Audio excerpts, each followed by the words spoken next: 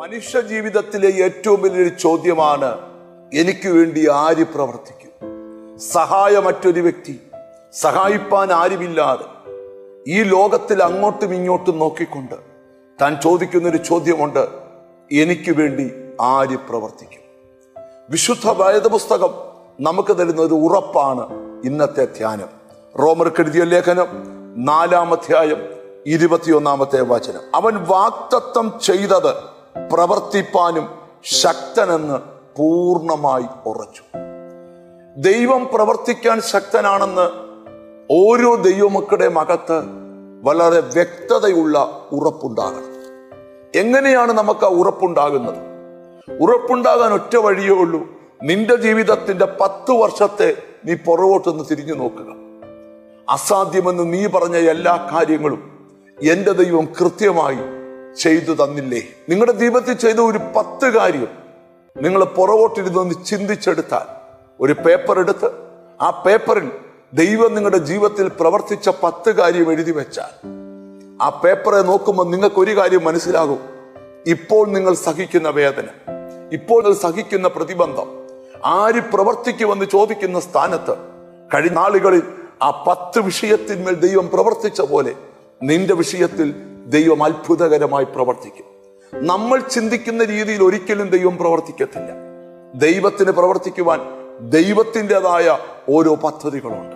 ഞാനിന്ന് വചനം കേൾക്കുന്ന ചിലരോട് പറയാം, നിങ്ങളുടെ ജീവിതത്തിൽ ആർക്കും തടുക്കുവാൻ കഴിയാത്തൊരു ദൈവപ്രവൃത്തി വെളിപ്പെടുവാനുള്ള സമയമായിട്ടുണ്ട്. നമുക്ക് കർത്താവിനോട് പറയാം, കർത്താവേ, നീ എനിക്ക് വേണ്ടി പ്രവർത്തിക്കണമേ.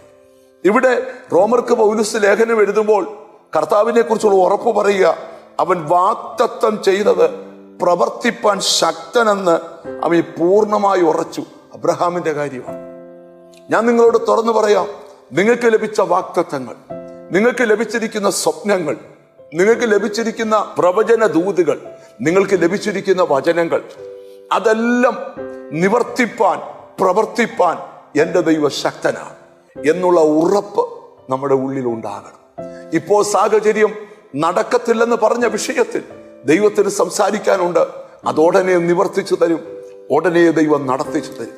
ആരോടൊക്കെയോ ദൈവം ഇന്ന് ഈ വചനം കേൾക്കുമ്പോൾ ഒരു ആത്മീക സന്ദേശം അറിയിക്കുക, ഈ ദിവസങ്ങളിൽ പ്രവർത്തിപ്പാൻ ദൈവം ശക്തം. നിന്റെ ജോലിയുടെ കാര്യത്തിൽ, നിന്റെ കുടുംബത്തിന്റെ കാര്യത്തിൽ, തലമുറയുടെ കാര്യത്തിൽ ദൈവം പ്രവർത്തിക്കും. ബൈബിളിലെ ഏറ്റവും വലിയൊരു ചോദ്യമാ, ഞാൻ പ്രവർത്തിക്കും, ആരത് തടുക്കും? ആർക്കും തടുക്കാൻ വയ്യാത്ത ആ പ്രവൃത്തി ഉടനെ നിങ്ങളിൽ വെളിപ്പെടും. ഒന്നിച്ചു പ്രാർത്ഥിക്കാം. കാരുണ്യവാനായ ഞങ്ങളുടെ ദൈവമേ, സ്വർഗസ്ഥനായ ഞങ്ങളുടെ പിതാവേ, ഞങ്ങൾ ഒന്നിച്ച് അവിടുത്തെ പരിശുദ്ധമായ പാദപീഠത്തിൽ അടുത്തു വരിക. അവിടുത്തെ പൊന്നുകരം ഞങ്ങളുടെ മേലൊന്ന് നീട്ടണമേ എന്ന് ഞങ്ങൾ ദൈവത്തോട് പ്രാർത്ഥിക്കുക. ഹല്ലേലൂയ. എന്നോട് ചേർന്ന് പ്രാർത്ഥിക്കുന്ന മക്കൾക്ക് വേണ്ടി പ്രാർത്ഥിക്കുന്നു. കർത്താവെ, അവർ ഉറപ്പും ധൈര്യവും ഏറ്റെടുക്കട്ടെ. ദൈവം പ്രവർത്തിപ്പാൻ ശക്തനെന്ന് അവര് പറയാൻ കൃപ ചെയ്യണമേ. എന്നോട് ചേർന്ന് പ്രാർത്ഥിക്കുന്ന മക്കളെ നിന്റെ നാമം ചൊല്ലി പിതാവിന്റെയും പുത്രന്റെയും പരിശുദ്ധാത്മാവിന്റെ നാമത്തിൽ അനുഗ്രഹിച്ച് പ്രാർത്ഥിക്കുന്നു. അവർ അനുഗ്രഹിക്കപ്പെടട്ടെ, യേശു ക്രിസ്തുവിൻ നാമത്തിൽ തന്നെ. ആമേൻ. ഞാൻ നിങ്ങൾക്ക് വേണ്ടി പ്രവർത്തിക്കുമെന്ന് ദൈവം പറഞ്ഞ വാക്ക് അതുപോലെ സ്വീകരിക്കാം. ദൈവം പ്രവർത്തിക്കും. God bless you.